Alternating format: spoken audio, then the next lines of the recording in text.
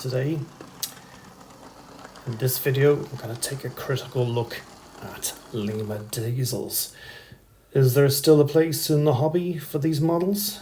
Modelers today expect high quality, high detailed models with smooth performance, and these models are getting on for 40 years now.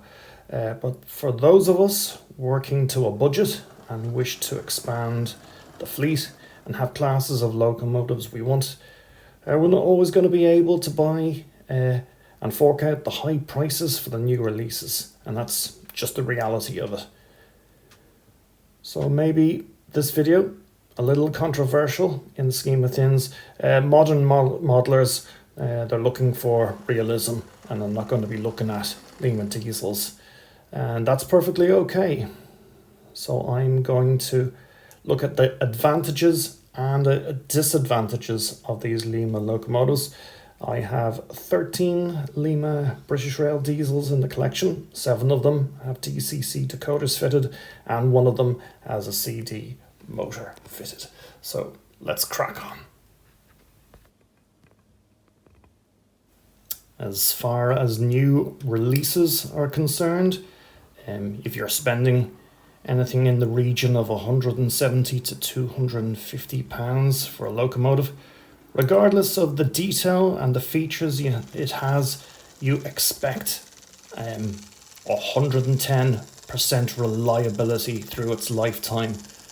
As a runner, you want it to be as smooth as silk and of course serviceable.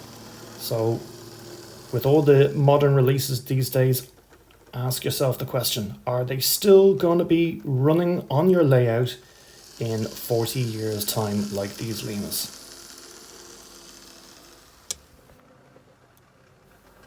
So the disadvantages of these Lima Diesels.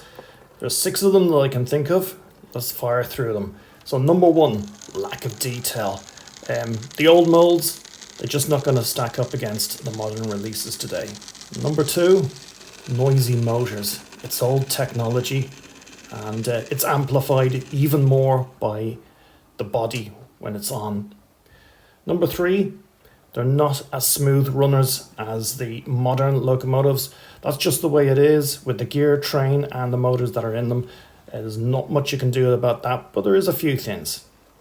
Number 4, the paintwork isn't as good as the modern locomotive finishes. Number 5, the bane of most modelers, traction tires. But what can we do about it? These models, they're very heavy. They don't really need traction tires. All the traction tires do is spread dirt around the layout and cause continuity issues. And of course, number 6, features and the lack of.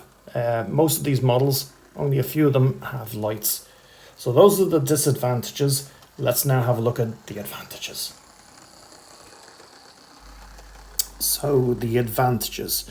Well, as modelers, there's a couple of things that we can do to improve the appearance of these models and also improve the performance of the mechanism. So what we can do is you can customize your own models. So the adding of details. So the kind of things you can do, you can fit new buffers, handrails to the doors, you can fit your own flush glazing, you can fit the likes of etched metal grills on the body sides and in the roof.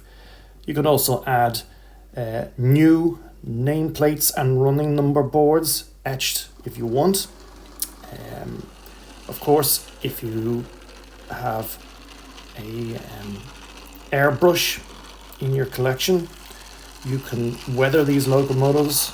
Obviously, you can use the dry brushing method or weathering powders and improve that paint work. Of course, this is a way to build skills and improve your skills. And of course, if you mess up, it's not a big deal. Lima parts are very readily available, and you can just buy another body shell and start all over again. In the terms of improving the running performance, there's loads of things you can do. And of course, as you see, I added DCC. So You can add DCC, fit decoders of your own. I recommend using 8-pin blanking plug. You can remotor the Limas using CD motors, and they're readily available on auction sites. Another thing you can do, if the magnets get worn, you can fit new neodymium magnets. Of course, as I said, on most of the auction sites, spare parts for Limas are available. You can get new motors and chassis as complete units.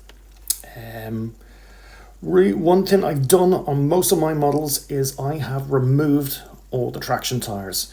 On some of the locomotives, they don't need them. They will still pull lengthy trains.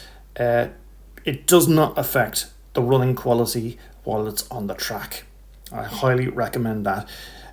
Also, another thing you can do is you can fit extra pickups on the locomotives on the trailing bogie. This is very easily done. There's units you can buy from the likes of DCC Concepts and fit new pickups.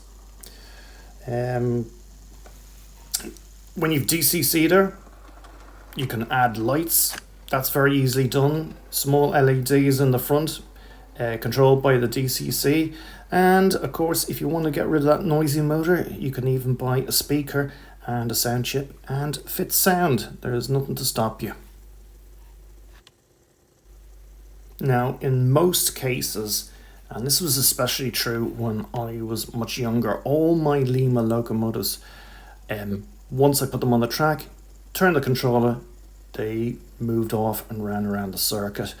And I had no idea about how to maintain the locomotives and the cleaning of the track back when I was much younger. So I would say, in my opinion, the Lima Ringfield motor, much more reliable than the Hornby Ringfield back in the day. And another thing that you can do to improve the running is from a website, Ultrascale. You can change the entire wheel sets. They have fully stocked a lot of Lima model fine scale wheel sets available. Just wanted to also mention that it is possible to retrofit your own couplings and removing that big old ugly coupler from that's actually part of the bogie frame. So what are my thoughts on Lima Diesels? Well, for the most part, I think they're reliable, they're versatile, and you have options with them. That is the main thing, that you have options. So I thought to finish off the video, I'd talk a little bit and give you a little bit of information on Lima models themselves. So Lima is an acronym for Lavorazione Italiani Metalli e Affini, which translated into English means metal castings and workings production for Italy. So Lima actually were contracted to make metal castings for the real Italian state railway. And when that contract finally finished, they went into the manufacture of toys, die-cast models, and eventually model railways. So Lima produced models in O scale, double O scale, HO scale, N scale, and even N scale for Ren in the early 70s. As far as the British market was concerned, they originally modelled them in HO scale and then moved to double O scale to fit in with the British market.